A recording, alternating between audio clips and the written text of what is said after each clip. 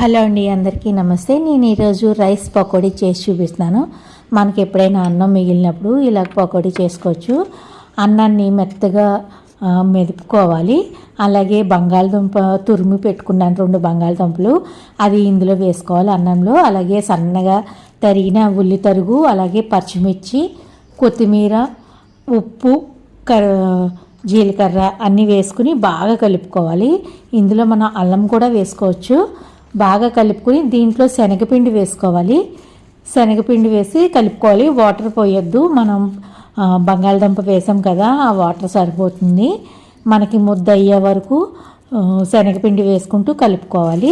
వీటిని మనకి నచ్చిన షేప్లో ఆయిల్లో వేయించుకోవాలి. రెడీ అయిపోయి ఎర్రగా వేయించుకుని తీసుకోవాలి. ఎంతో రుచిగా ఉండే రైస్ పకోడీ రెడీ అయిపోయింది. తప్పకుండా ఒకసారి ట్రై చేసి చూడండి ఫ్రెండ్స్.